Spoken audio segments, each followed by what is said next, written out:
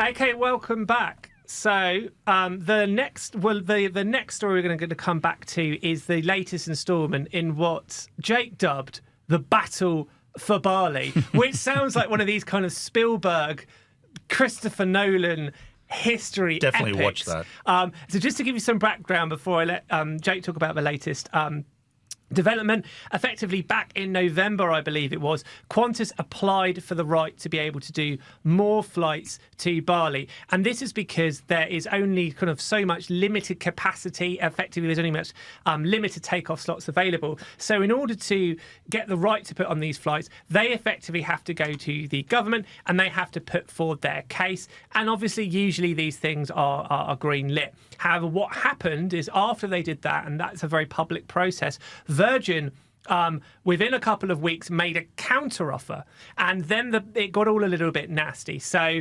it started off with Qantas, and obviously would be Jetstar flights. So for Qantas made the case that Jetstar flights were a lot cheaper than Virgin's, and they did all the maths there. But that's a little bit unfair, given that Virgin is a more of a premium offering than Jetstar is, and obviously you get different things for your money.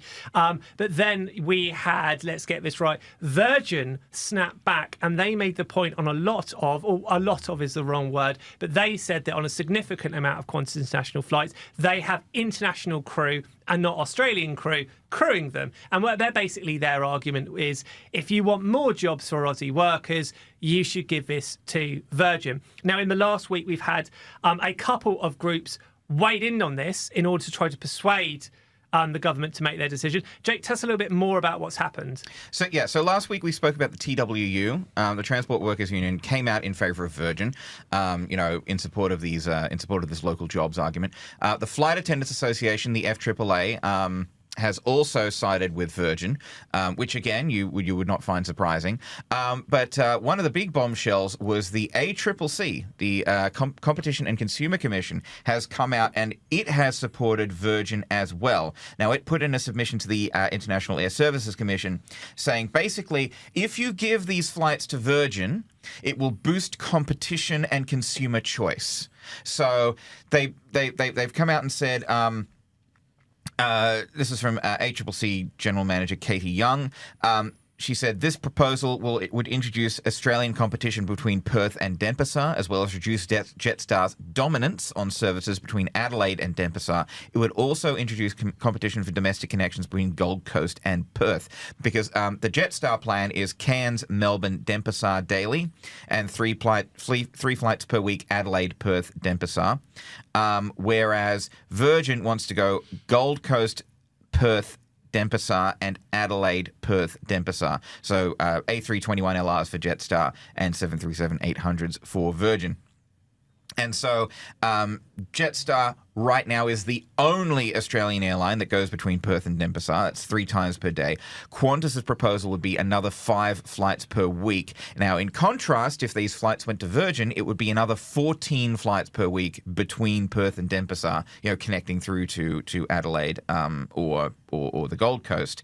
So what the ACCC has said is that this broader distribution of capacity would promote greater competition on Australia to Indonesia routes than just having this one carrier, Jetstar, supplying a high proportion of the available capacity, whereas this additional allocation of capacity to Jetstar would increase the concentration among providers, Australian providers of services on the route. Now, another thing she said before we get to you, Adam,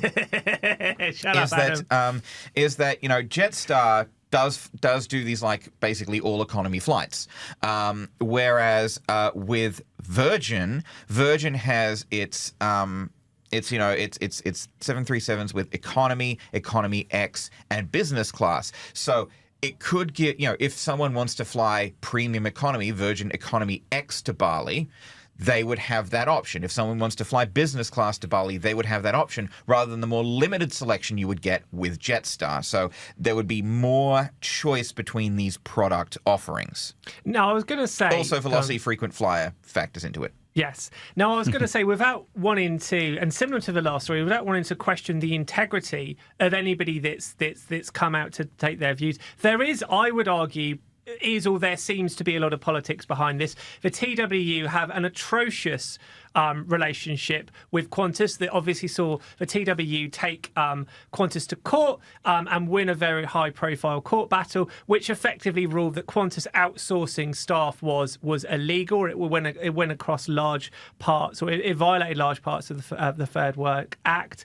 Obviously, we just heard that the Flight Attendants Association of Australia, they of course have a long-standing bad relationship with Qantas as well. And now the ACCC, it's harder to say that because obviously they have a right to get involved, and of course they will have access to all sorts of data and insight that other people won't have. However, it is a case, as I'm sure everybody will be aware, the ACCC I think this year we're going to see them take Qantas to court, accusing them of selling tickets to flights that were already cancelled.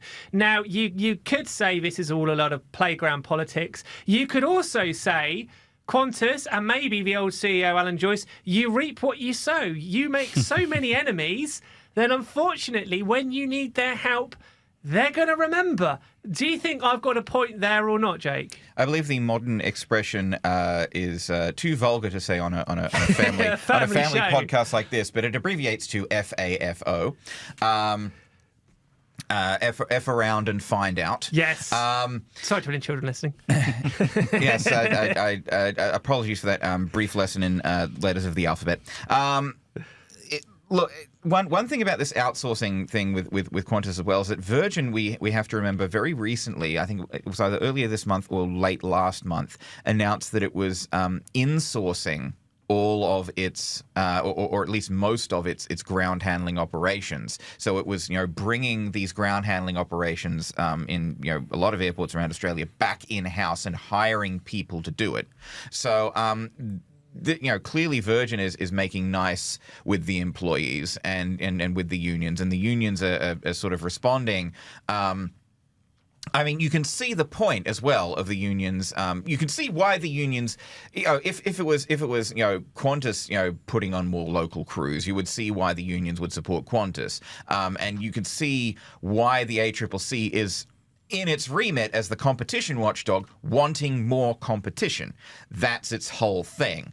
So one of the, again, we've had a new Qantas CEO who's now been in the job for a few months now, Vanessa Hudson, took over from Alan Joyce. And one of her big jobs, she's got a number of challenges. One is to kind of detoxify the Qantas brand amongst the flying public. Another one of those big challenges is to try and build bridges with the union. Now, this is something that Virgin have done exceptionally well, as we've just heard. But again, to give you a little bit of a backstory here. So Jane Halitka, who is the current CEO of Virgin, she took over in fairly not controversial but unusual circumstances.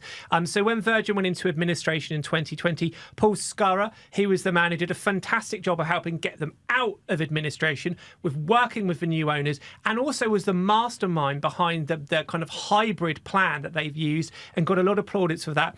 He was, we don't know exactly what the situation was, but he effectively left, I think, a month or two after it came out of administration, and then Jane was put in charge.